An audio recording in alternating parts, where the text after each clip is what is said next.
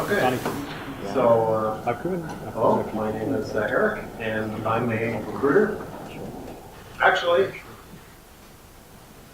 I'm a developer. Most developers don't wear glasses. But yes, I am both. Am I confused? Well, we'll find out. So hopefully I get through everything, and if we're running all these timelines with the flow through some things. So, okay, so a little bit about me. I began in the 90s, mid-90s, mid to late 90s, making websites. For profit, of course. I had some ads on my sites, and I was making 5 cents per click. And I was making sure to tell everyone I know to go on my websites and please click my ads. And I was also looking up proxies so that I could generate some unique clicks. I remember I spent some time trying to figure out if I could automate the clicking. So I had them coming up in pop-ups at one point and see if I could auto-click and then auto-close the pop-up so that people never knew that they happened. Meanwhile, fattening my paychecks, and I think I only ended up with about $200 anyway. So. But you know what, I was young at the time, so that was kind of everything. In the past decade, I've had an opportunity to do some work for NASA, Siemens. I've worked for myself on more than one occasion. I've been partner in a couple startups. I've worked for 2 of the largest PHP shops, I think, in Canada, certainly in Ontario. Had an opportunity to work with some really, really talented people there, so I was able to learn a lot. That was good. I've never been an entrepreneur in any physical products, so I'm really an IT guy, but I do have a great idea for a hot water toilet. That I haven't to grow. We'll see if I ever get back to that. But, so, over the last 10 years or so, I've had fairly regular contact with recruiters. Most of it useless, I would say. A few positive outcomes. There was one in particular that I always remember. He actually ended up submitting me to a company, and he was insistent on asking me over and over and over at every possible opportunity how excited I was about this job that he was proposing. Am I excited? How excited are you? Can you measure it? Can you give me a number? And I'm like, man, this is my first job. I'm just kind of looking for a job, right? And plus, I'm a programmer. I don't do excited. He didn't get it. But, yeah, so after 15 times, it got a bit weird. And you know, it hasn't stopped. So I think at least 3 or 4 times in the last 2 months, I've had recruiters send me messages asking me if I'm looking for full-time PHP opportunities and when can I get on a call with them. Obviously, they haven't read my profile because that's not what I'm doing right now. I'm a full-time recruiter, so I can't moonlight. And actually, I didn't expect this. I'm being recruited by recruiters to do recruiting. Like, so it's never going to stop. It's never going to stop. I'm just getting used to it. All right. So, why did I do that? Did I hit my head? How hard did I hit my head? Well, I just found that it was getting harder and harder for me to get motivated and excited by development. You know, I got tired of fighting with compilers, and I wanted to fight with people instead. So that was the decision I made. Still wanted to be involved in IT though, right? So I wanted the opportunity to talk with developers, you know, keep up with technology, you know, go to conferences and know what's going on in general. And I thought, well, you know, recruiting is technically IT, and most recruiters are lousy, and you know, I thought they were glorified telemarketers, and I should be able to do better. I'm a developer after all, so it's kind of like vampire hunting, right? It's like, you know, who better to hunt vampires than a vampire? So I'm a developer, so that made a lot of sense to me anyway. So I began researching the position in Q3 of last year, and I did a lot of reading, and I did a lot of watching videos, and you know, I asked recruiters I knew over here in person a lot of questions, and I officially started work last April, and then very recently, and in fact I only updated my LinkedIn today, I started my own agency, quote unquote. devjobs.ca. This is what I do. We're in the matrix. You know, I don't know what that is. I'll get someone professional to make me a proper voice. So, is this what you think recruiting is? Is that what we do? Or is that more like it? That's more like it, actually. It's a little more like it. It's kind of like that's a giant call center, but I mean, the point is that it's a lot of getting on the phone, making calls, hanging up the phone, being frustrated, or making notes, and basically competing with your colleagues, assuming you have any. So how about some things that you may not know about recruiting? Recruiters are often under very intense pressure to communicate with you, to get feedback from you, to get commitments from you.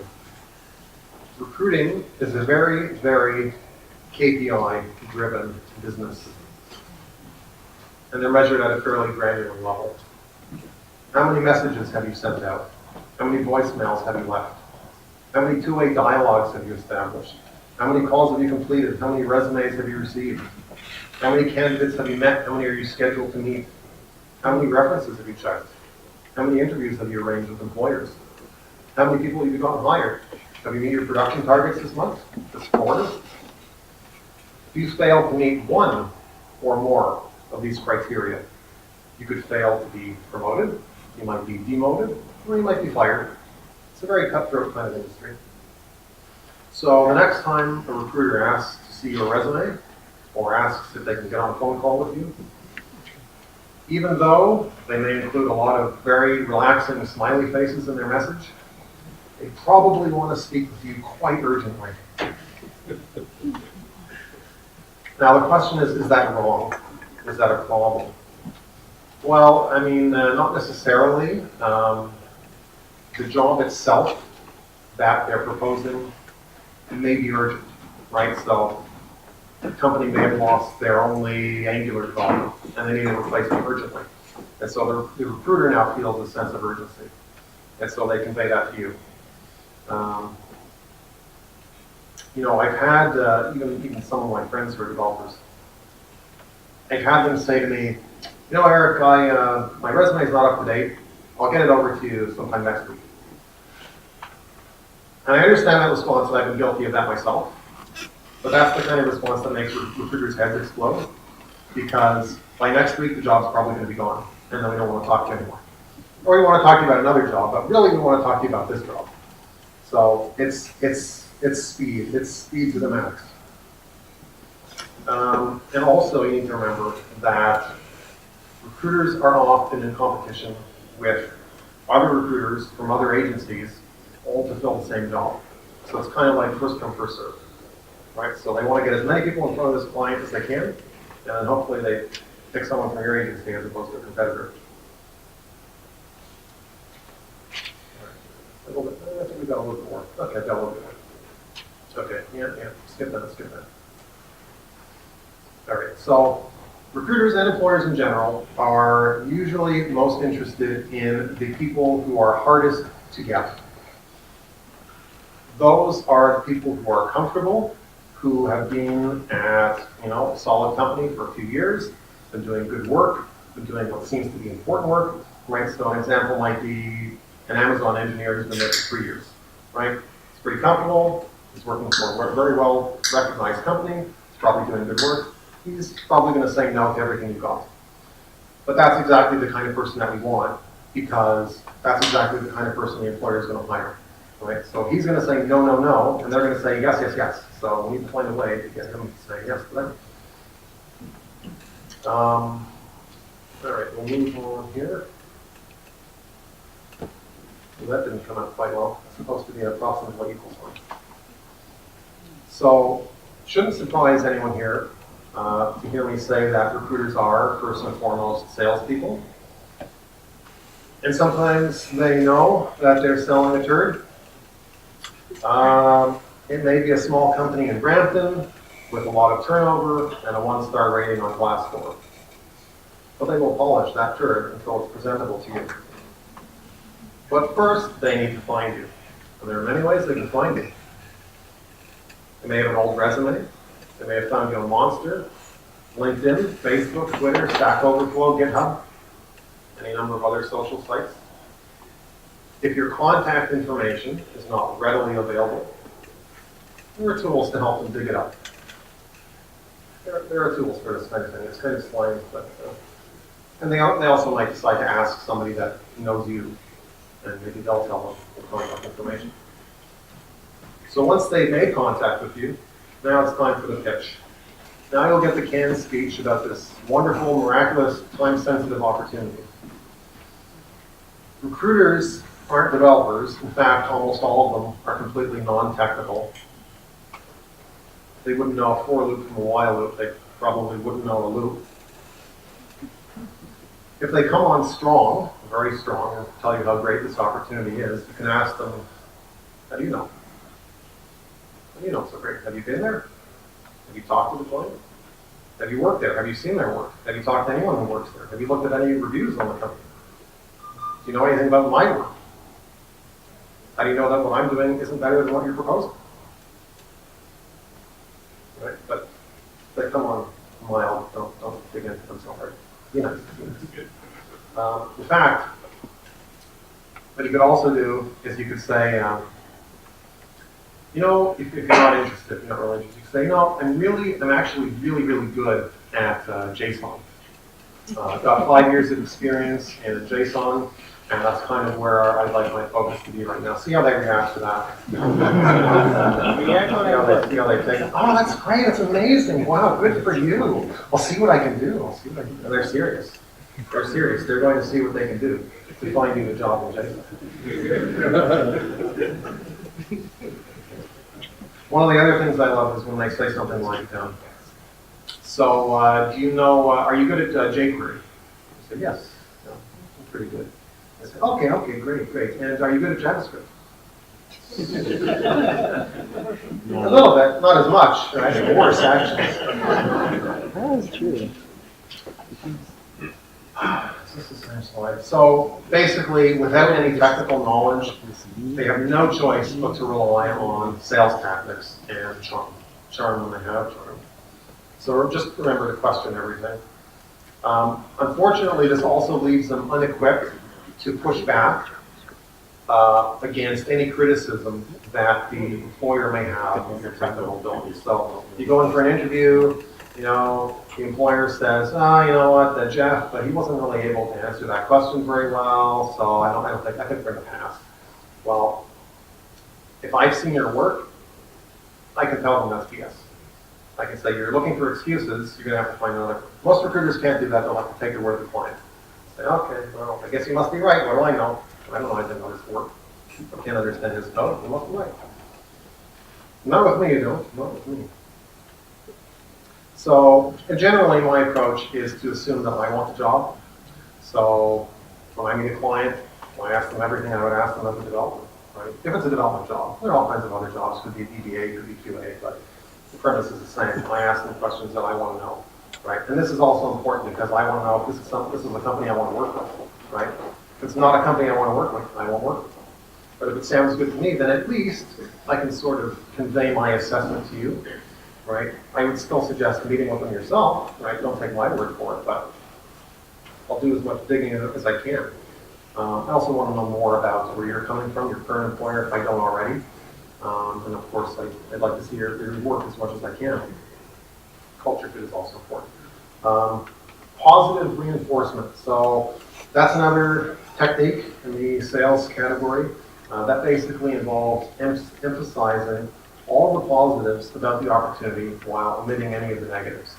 And that can also extend to after you've interviewed, right? So if you come back from the interview, the recruiter might ask, so what did you like about the company? Right? What did you think went well in the interview? I'm not asking you anything about what went not well. Did you have any concerns? Just focus on all the positives. So then, right, then you might say, oh, well, I really liked their office space, and I saw some of the whiteboard doodles, and it looks like they're working on some really cool stuff, right? And then the recruiter's going to say, yeah, you know what, you're right. That's absolutely right. I got the same feeling. Yeah, you're right. You need to take this job. So, anyway, I'm not really sure how often that actually works, but that's definitely a strategy.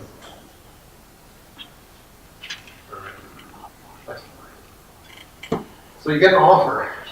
Once an offer comes through, then stuff gets real. Word spreads around the office. Suddenly they're all talking to each other. Steve got an offer. Steve got an offer. Haven't heard it. Well, now it's their duty to make sure you sign that offer as fast as humanly possible, preferably without reading it. followed immediately by giving 2 weeks notice to your current employer.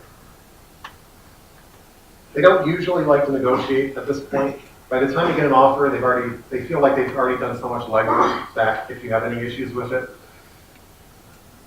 they feel like it's too much work and it's too risky to go back to the client and say, oh, you know what, Steve really doesn't care for this little part over here. Can we give him another $2,000? Can we give him another week vacation? Can we change his start date? They don't want to deal with that stuff at this point. So you need to kind of get this solidified before the offer comes through. So you tell them you want to take some time to think about it. Well, they don't like that. They don't like that. What do you mean you want to take some time? Aren't you ready to start this wonderful new life? Are there any new problems that you need to tell me about that I can shut down for you so we can get back to signing the offer? Don't worry about that low starting salary. There's lots of room for growth. 2 weeks vacation, that's a problem? Well, they give you 1 extra day for every year that you're with the company, so what's the problem? You'll be at 3 weeks in 5 years, what's the problem? So in other words, there's a little bit of spin and deflection and rationalization. But if there are any real concerns, don't be rushed. Don't be rushed. Tell them there's a problem. Right? If there's a problem that they can't fix, and you just can't sign it without it being fixed, then don't take the offer. Don't take the offer. If it looks like a duck and it quacks like a duck, it's probably an intergalactic space molestation. When it comes to the salary, isn't like a lot of the, as far as the recruiters go, their compensation is a percentage of the final negotiated salary? Yes, yes. So they want to see who gets the highest, ideally?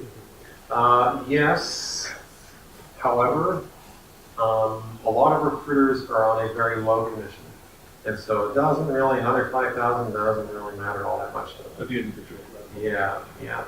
So if you're pushing hard for that and they feel that that's going to upset the client, they're just going to go with the low ball. Sorry. They might even tell you, you know what, I've asked the client, meanwhile they haven't. And the client said, no, they can't do the extra 5K. Meanwhile, the client might entirely do the extra 5K. It's tough to find those things out, though. It's tough. Have you actually done your job? That's tough. Juggling. I think I wanted to say one more point about this juggling thing. This is something that we've seen a lot. A lot of recruiters see this. So if you get an offer and you don't accept it immediately, and you're kind of hum-humming about it, and you're like, oh no, I want to talk to the wife, I want to talk to the kids, I don't have kids, but I want to talk to them anyway. I want to give it to, 24 hours or something, I'm not sure. Maybe I do like my current job, maybe my boss isn't such a dick after all. Usually what has happened is they have another offer that they're also considering. They've got 2 offers, and they're like, well, which ones do I like better, which one should I go with? Or they're expecting another offer, right? So they have an offer, they're in the late stages of an interview with another client, employer from their perspective, and they're expecting to get an offer. And so what happens, not infrequently, is they wait and they wait and they wait. Company A withdraws their offer. Company B never gives them an offer. And now they have nothing. So we see that a lot. So you want to be careful about juggling. It really is, by the time you get an offer, it's very time sensitive. Usually 24 hours is about the maximum, maybe 48.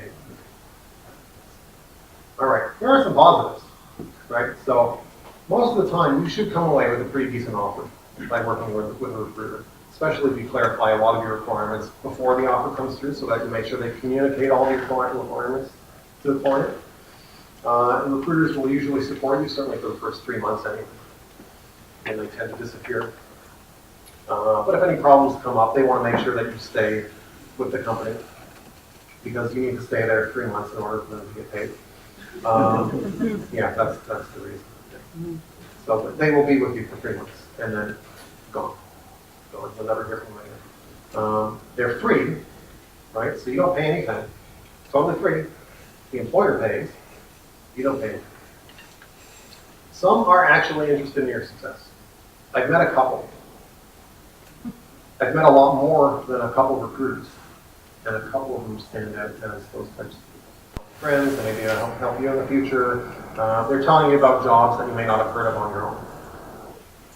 So, and if you're new to the industry, then you probably have something to gain by learning about how the hiring process works.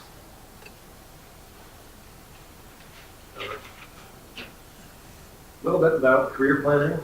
Stay focused if you can on a particular stack.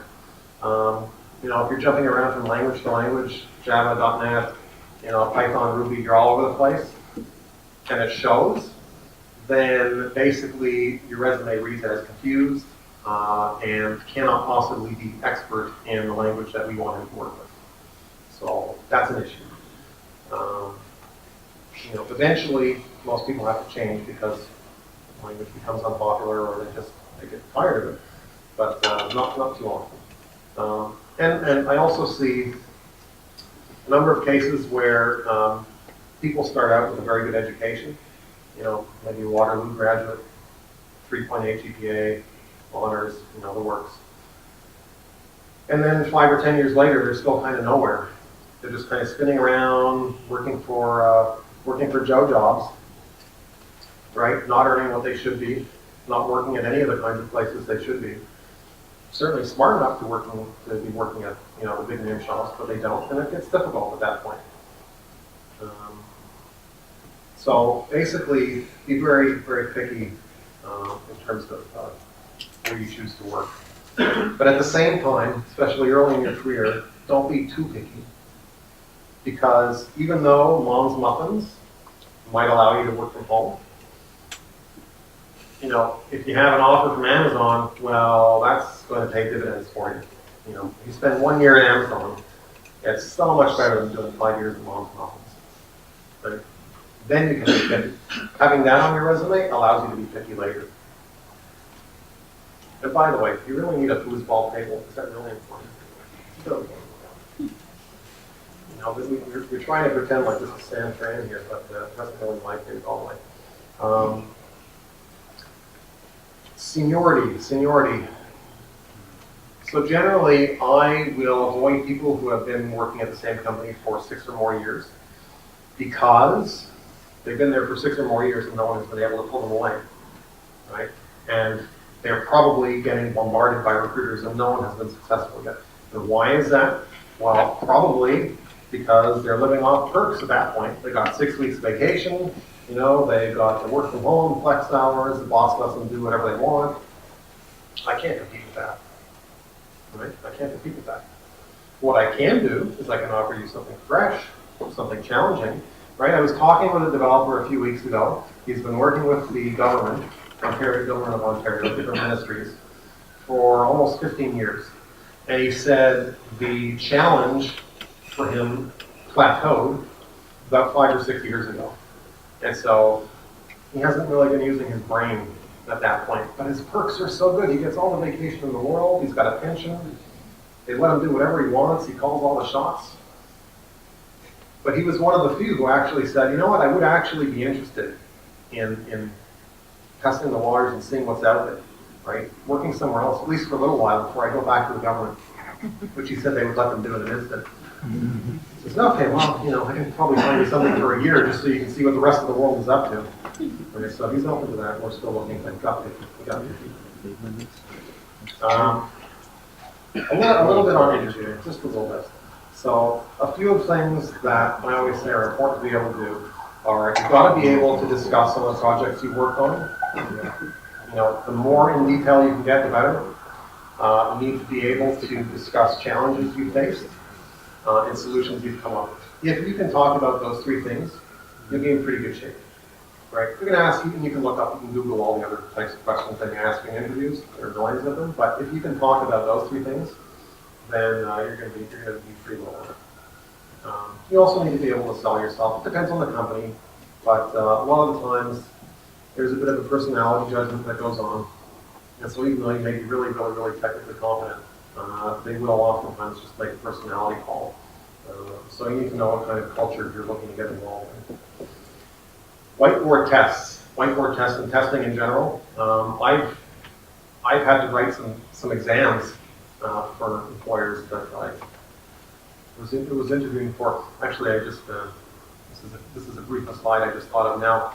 So one of my last jobs, when I got hired after writing this 20-page test, I was talking with the president, and he said, you know, there's a question on the exam we give, and I think it's basically it's a recursive algorithm, and it's bad, and they want you to fix it. Okay, that's pretty straightforward. So most people write the test and they fix it. They find all the problems with it. You know, they rearrange the lines, they name the variables properly, they reduce unnecessary calls. And then he says, well, but you know what, Eric? He sort of talks with a frog in his throat.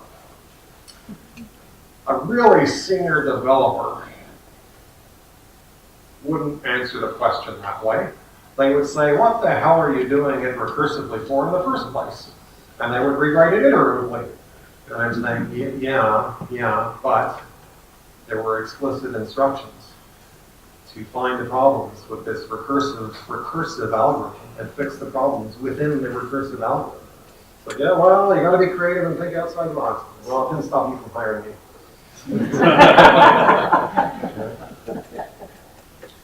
So yeah. Anyway, the whiteboard testing, it's pretty popular. It's a pretty popular thing. And it's not the most natural thing to be criticized in real time by a panel of strangers. And so, there are cases of really talented developers, senior developers, 10 plus years experience, not doing well in whiteboard tests just because it's so bizarre a situation, right? And just, nerves basically. Well, you don't think that way, you're used to having more time. Not much we can do about that, though, unfortunately. Brain teasers. I don't know if any of you have ever been asked a brain teaser in an interview. Silly IQ testing question. One of the more famous ones from Google was how many golf balls can you fit in a school bus? So Google doesn't do that anymore. They phased that out. They discovered that it's meaningless. It's not a predictor of anything. So they stopped doing it. So if you're ever asked a question like that, give them an answer, but then tell them, by the way, it's meaningless. Unless it's good. Unless you like my answer, then that's it. All right. A little bit on the market today. So these days, you're kind of expected to know a little bit of everything, and sometimes a lot of everything. You need to know all the facts. And the tool chains are very long. You've got your Git and your Grunt and your Gulp and your Jenkins. 5 minutes, good to go. Docker, Bower, Blob, Bling, Blab, so plus all the tools you use for editing and testing and documenting and whatever. So as long as those chains are, you're probably going to be a distant memory a few years anyway. So things are really going fast and hot here. JavaScript is very hot these days. Probably not surprising. Most of you have made a big comeback since the 90s. I don't think Netscape probably saw that coming. Mobile development's in demand. Python, Ruby, C#, Rust, and Go are increasing in popularity. We haven't seen a lot of demand around here for those yet. I'm sure it's coming. These days, front-end developers are generally earning about as well as back-end and full-stack developers. That did not used to be the case. They used to kind of be the butt of all jokes. It was always the back-end guys who got all the glory, and GUI. This is what a back-end guy would come up with for GUI, right? Like it's an afterthought. Oh, I just need a few buttons here and there. You're good to go. We need a front-end guy for it. But now you've got all these robust frameworks for CSS, for JavaScript. You've got HTML5. So front-end development is a real job. It's actually a real thing. Right, and it gets paid a real salary. Yeah. This is why we love Windows. That's right. That's right. Well, I used to do that stuff. It was great. Didn't have to think twice about it. You leave the user to deal with all the buttons. That's not your problem. Exactly. Well, we're missing a point here, and I can't remember what that was because it's covered up. In any case, the lightning round. Okay, we're just about done here. These are just some quick questions that I've been asked or have been asked in general. I'm just going to rip them right off here. Will recruiters find me a job? Usually not, no. It's usually whatever they have on the shelf is what they're selling. In some cases, if they're very motivated or if you're an excellent candidate, they will go out hunting for you to see if they can find you something. something that they don't have. So if you've said no to everything that they do have, they may try and they'll find you something that they don't have, but usually the answer is no. Will I steal your LinkedIn contacts? Is that why I'm trying to connect with you? I'm just going to take them all and I print them out and put them in a vault, or I don't know, what do you think I do with them? No, probably not. I don't care. I couldn't really care less. You know, if I connect with 10 or 20 developers this week and each of you has, 500 connections, I can't go through that. It's not possible. That's not usually the motivation. It's a big concern, but it's usually not the motivation.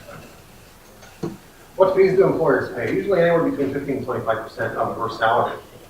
Right? Like $100,000, well, do the percentage. Right? Now, it gets split all the way down the chain, right? So, the president of the company gets the cut, and then the people under him, the managers get a cut, and then the recruiters get a cut. So by the time you get your pay, it's $20. Do I need to fix my resume? Yes, if it's terrible, if it's out of date. If you're applying on your own without a recruiter, then at least make it neat, right? Make it readable because they have nothing else to go on besides your resume. Otherwise, it's not a big deal, right? If I submit your resume, the employer generally takes my word for it and they say, well, Eric submitted this guy's resume, he must be good. He must be good, so we're just going to kind of look for keywords, and that's about it at that point. So I clean it up a little bit if I need to, but otherwise it doesn't matter if you go through a recruiter. Is recruiting easy? No, I probably just made it a lot harder. At least if any recruiters talk to you guys. Yeah, it's the human factor. It's the hardest type of variable to deal with. It's always changing. It's not strongly typed. Do all recruiters have the same job? No, there are many different types of recruiters. So the 360 recruiter means they do everything, right? So they talk to employers, they talk to candidates, they arrange interviews between the two, and they get money from both of them. Well, as a result of both of them. Most recruiters only source candidates, so they'll find you, they'll talk to you, but they don't actually have any communication with the employer that they're proposing that you go to. That's exactly the point. So that could be an issue, right? They give the impression that they're conveying your concerns and your information to the employer, but they're not actually talking to them. They're passing your concerns on to someone else in the office who doesn't know you, doesn't necessarily care so much about you, and then hopefully that's getting through to the employer. And then it comes back through the chain, they hope their manager remembers to tell you, and so on and so forth. There's only a couple more. Should I move to San Francisco? Or a lot of people talk about moving to the U.S. Some have actually moved to the U.S. Cost of living is a problem, you need to factor that in.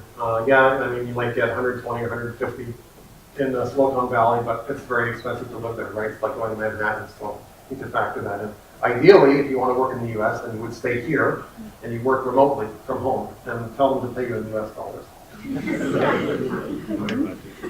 So top developers can earn more in the U.S., but usually it's because you're a top developer and you decided to go to the U.S. and they want you. But that being said, you can earn pretty well on contract here, right? So permanent salaries, okay, a little bit low sometimes if you look at the rest of the North America. But if you're just focused on money, then by contract, right? Get paid more. Why do recruiters insist on a phone call?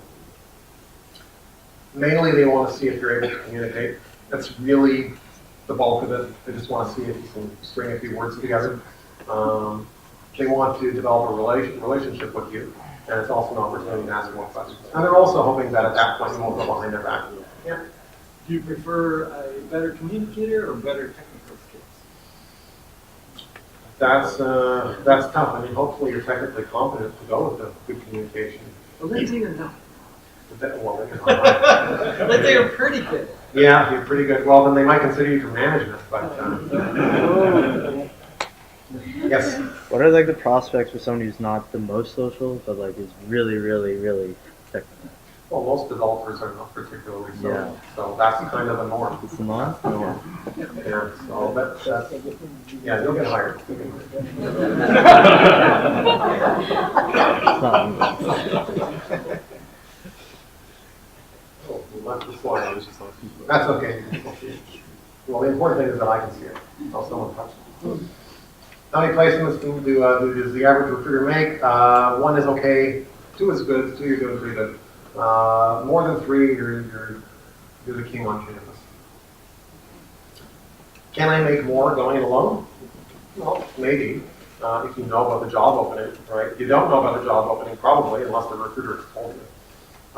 If you're a good negotiator and you're very confident in your ability to sell yourself, then it's possible. It's possible you can make more alone. Generally, though, you'll fare better with a good recruiter, especially on a permanent salary. So you may get cut down a little bit on contract going with recruiters because they have to take a bite out of that too, which means they take a bite out of your hourly salary. But in general, the more you make, the more you make. Should I reveal what I'm earning now? A lot of people don't want to. A lot of people do, but some don't want to. If you're comfortable, yes. I generally don't ask. At this point, I've decided I'm not going to ask what you're making. I ask, what do you want? What do you want? And then I see if that makes sense to me. Right? If you ask for 100,000, and I look at your resume and say, yeah, he's worth 100,000, then that's what I put you in for. Right? If you say, so if you're worth 100,000, but you tell me I'm making 60, then there are some recruiters who will say, well, then obviously it's not appropriate to bump you up to 100. Obviously, it's appropriate to bump you up to 65 or 70. But I don't look at it that way. I look at what you should be making at this point. Right? So I will send you a $40,000 raise. Okay, you can look at it that way, but it's what you're worth. Right? If you're worth 100, we'll get you 100. And a good recruiter should be able to do exactly that. Right? So if you got 15 years of experience and you're only earning 60K, that's first of all, that's a problem. But your next move should not be 70. Should I ever take a counter offer? I think this is the last slide. Maybe, if it beats the offer that we got you, and if you're motivated strictly by money, but your boss is going to get the impression that you're only sticking around for money and you really don't care about his company, right? Someone comes along and offers you more money, you'll be going, right? You might also be giving him the impression that unless he continues to offer you more and more and more money every year, you're going to leave. So that kind of scenario doesn't usually last too long. Thank you. Yeah, I don't know. Maybe I could go on. I'm going to watch my own video afterwards and see what I did. But maybe I'll learn something. Yeah, feel free to get in touch with me anyway if you have any questions, right? Even if you're not looking for work, if someone's giving you an offer, you can run it by me if you want to, see if I know anything about the company. I can tell you if it's appropriate. You can ask me what should I be making, any of that kind of stuff. I'm happy to do. I think that's it. Thank you. Since I asked a lot of my own questions, I don't know if we have time for questions. Do we have some time? Great. I'm assuming you're 360, right? Yes. Do you find it very different dealing with talent acquisition versus engineering managers, and you talk a little bit about that? What was the hiring managers, engineers versus someone in a recruiting capacity? I don't know. You mean if I'm talking to someone who's doing recruitment at a company as opposed to talking directly to someone who's doing a hiring? Yeah. Yeah, I really only want to talk to someone technical on their side because, frankly, we can cut through a lot of bullshit, right? If I talk to someone technical, if I have to go through HR, just give me a shotgun. I'm done. Right? I don't want to deal with it. So yes, if at all possible. Right? Give me someone technical. Now, for most recruiters, that doesn't help. That's not particularly helpful, right? Because if they don't know what they're talking about technically, then it doesn't help to have someone hammering with technical questions and issues. That's what I like. Anyone else? How do you find your life being developer and being a recruiter? You are still in the field. Yeah, well, I'm building a very, very slim CRM for myself to use for recruiting, only for internal use. But you know what? I can never get away from it. I can never get away from development. Even when I joined a startup, I thought I'm going to be a partner and I'm going to help, drum up sales and I'll go door knocking. No, Eric, you've got to be the head developer, and you've got to be the only developer. Great. Oh, this comes back. Yeah. So what's the biggest pain point from your perspective as a recruiter? As a recruiter? Yeah. There are lots of pain points all along the way. The whole thing is one big hypodermic needle. But it usually gets a lot better once you've got people talking. Right? Once you're in active communication, right? You've got a client talking and then you've got a candidate talking, right? If everyone's talking, then you can work with that. If nobody's talking, then you've got an issue.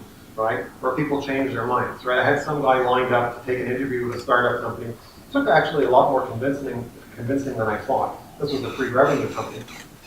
And I said to him, you know, you're kind of working at a very unknown agency right now, consulting agency. They build custom solutions for whatever small clients they come across. They were only like 10 or 12 people. And I said, you know, you could take a chance and join this startup company that looks like they're going to do pretty well, right? Looks like they're going in the right direction. They're very well funded. Why not take a chance? He said, I don't know, maybe not, maybe yes, maybe not.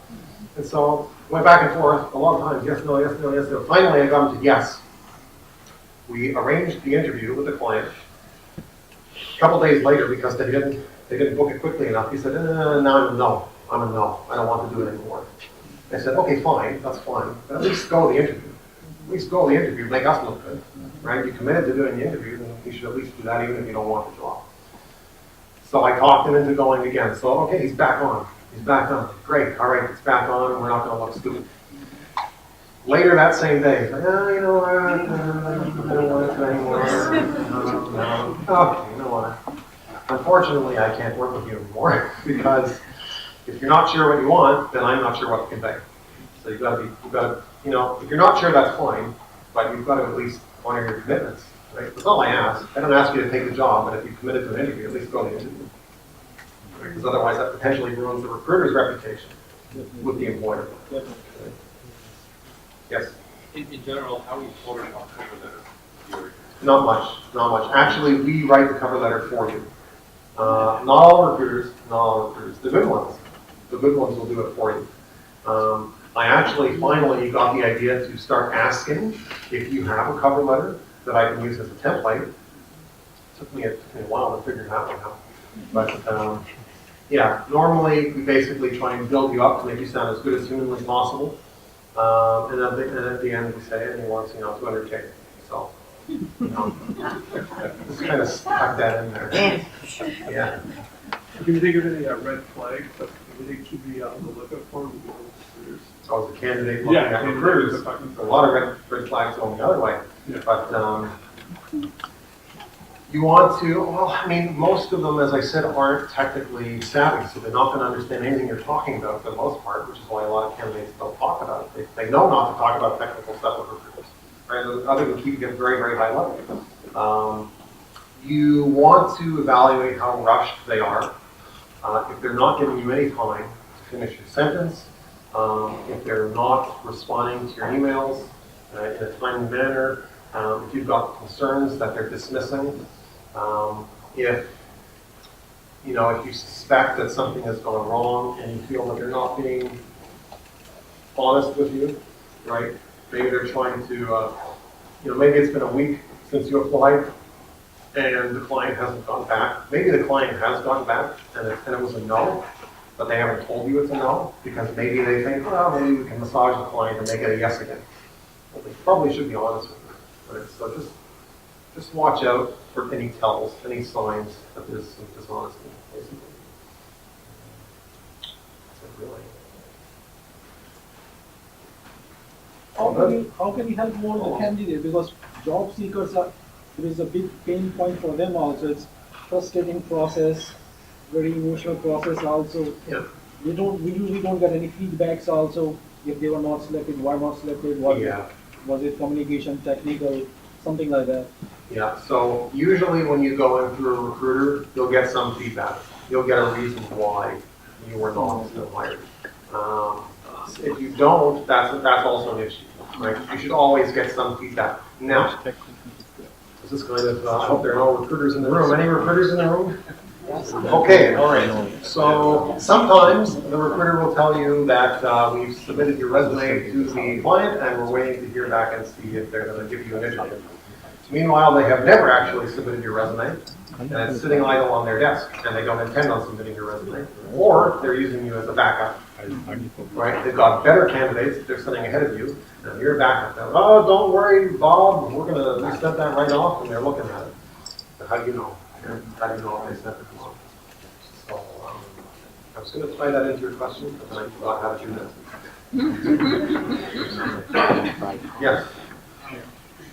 You mentioned that like sometimes you recruiters will be hesitant to go back with like a level Yeah, hire request. yeah.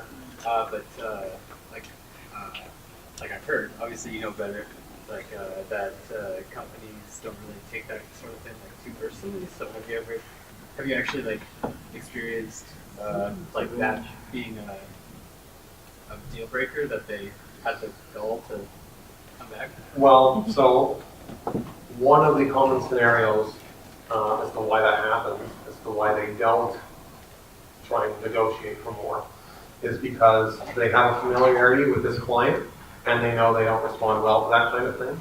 Or when they know that the client, when they send out an offer and it's, 80,000, they know that's it. They know the client is very firm on that.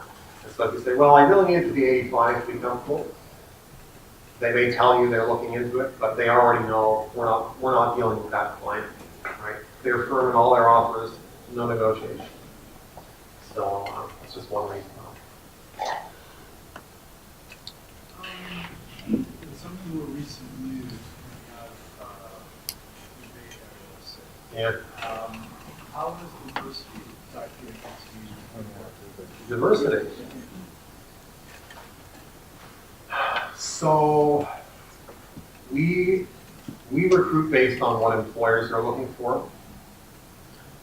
Employers are very, very, very English focused. You've got to be a really, really strong communicator most of the time. If you're new to the country, it depends which country you came from. If you came from the UK, you won't have any trouble finding work here, right? If you came from, sub-Saharan Africa, you may have a little more trouble. Then in that case, they like to drop this 2-year Canadian work requirement on you. Oh, well, you don't have enough Canadian experience yet, so that's why you can't do it. Meanwhile, if you came from the UK, it'd be instant hire, right? So obviously there's more men than women. I found that in school. Culturally, it's a pretty healthy mix, but there's definitely a lot of emphasis on strong communication. Sometimes candidates like to have that the employer follow up on their application. Do you recommend doing that, or are you against that? Usually, the rule is you don't communicate with the client directly while you're working through us with that client. Really, the only exception, that you can do it anyway, I mean, we can't stop you, but usually the only exception is if you want to send a thank you note. Right? Then it's okay. And you can sometimes slip a few other things in there. Thanks for the interview. By the way, am I hired? By the way, did you even get my resume? Right. So you typically disclose the name of the client? Yes, but no recruiter ever does that. No recruiter ever does that early on, right? Because, if I've never met you and I send you a message on LinkedIn, I say, Google's hiring for exactly your position. Well, are you going to go through me, or are you just going to go directly and apply to Google, right? Probably going to go apply. At the very least, you're going to go check it out on your own and see if it makes sense for you to apply on your own. You're gonna Google it. Yeah, you're darn right they will. Right? They'll forget all about you. So usually the point of having the phone call and going through the whole process and talking in different, sometimes they'll ask you to meet. I like meeting people. Not every recruiter meets people in person. Sometimes it's entirely remote. There are actually recruiters working out of Montreal trying to recruit in Toronto. And so the point is to sort of build up some trust, right? Build a relationship so that you won't go around them and apply directly. But even if you do, some recruiters will try and sabotage you anyways. Or maybe on your chances.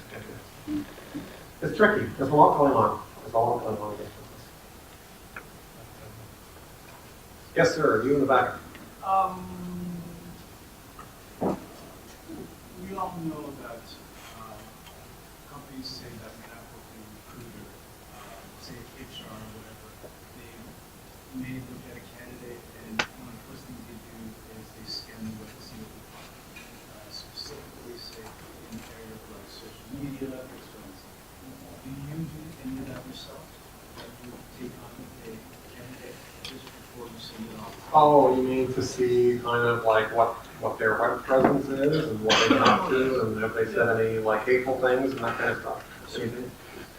No, usually not. The only reason that we go to social media in the first place is to find you, right? If we found something that you said in that process, then we have it.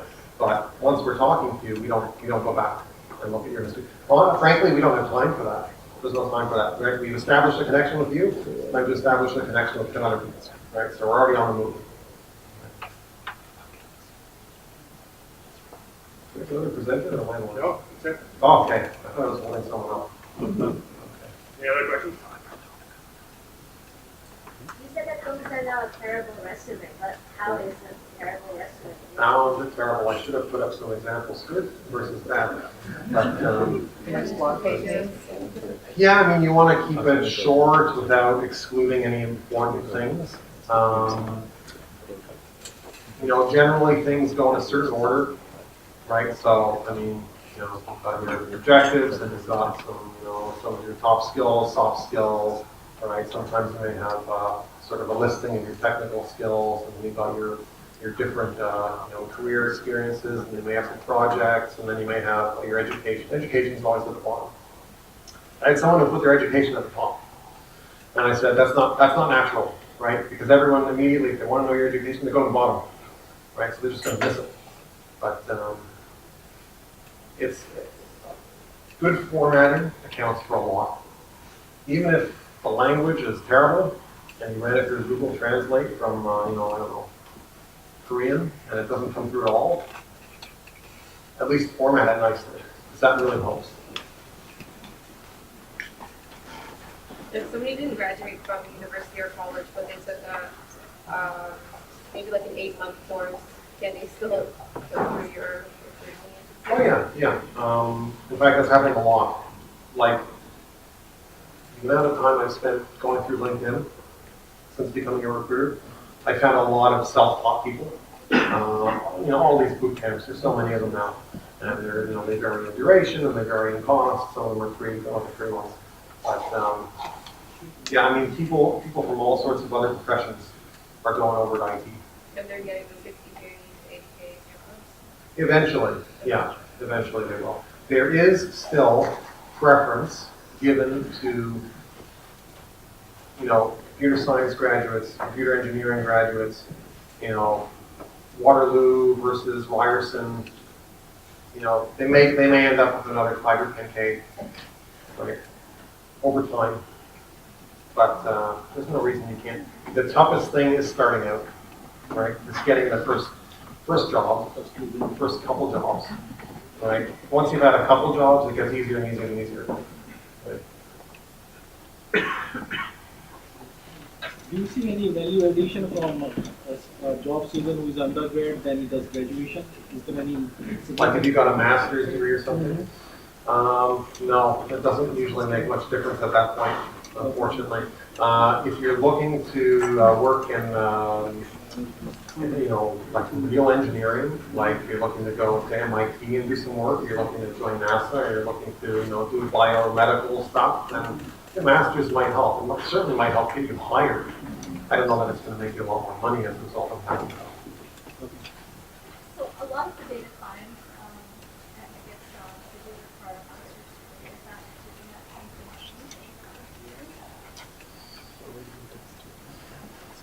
something that If they require it now, they're probably going to continue to require it at least for a while. At least until it can be proved that you don't need that.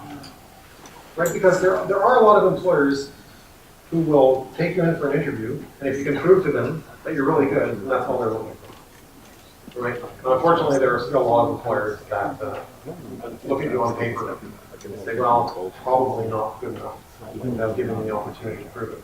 And then as a recruiter, whether a candidate takes courses on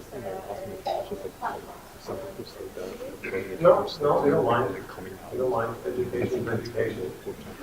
It's tough initially, right? It's tough to get the first job. And usually recruiters won't be able to help you get the first job, or necessarily even the second job, because usually for employers, entry-level people are easy to find, so they don't need our help, right?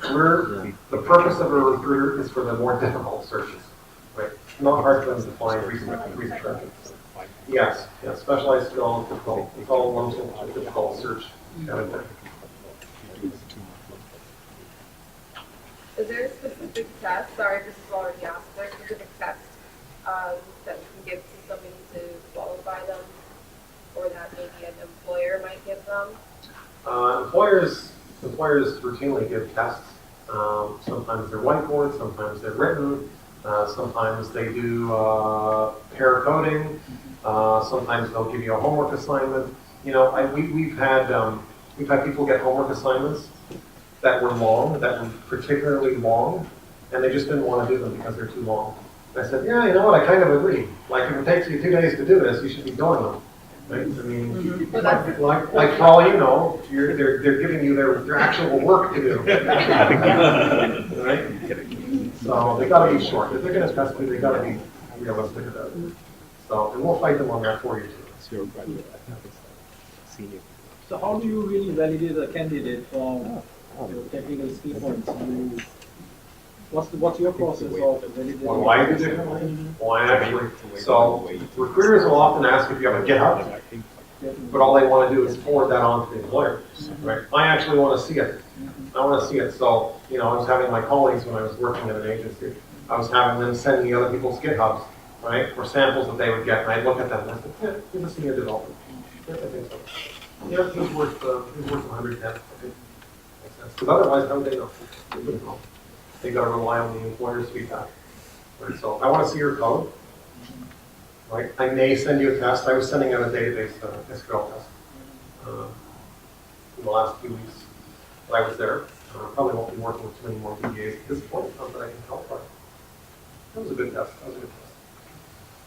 As much as I So can learn. for tests, you use the online platforms or something of your own? You just send them queries or something like that, or? Yeah, I'll send them just a little assignment, right?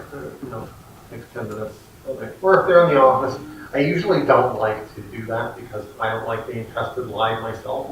So I try not to test people, but I'll try. You know, if they're in the office, I'll try and ask you some really simple questions, right? You know, can you tell me about polymorphism? Can you tell me about encapsulation? Like, what are the principles of object oriented programming? You know, just give me something, right? So I know you're a developer. Yeah, you're a developer. Thank you, Eric. That was a very good talk.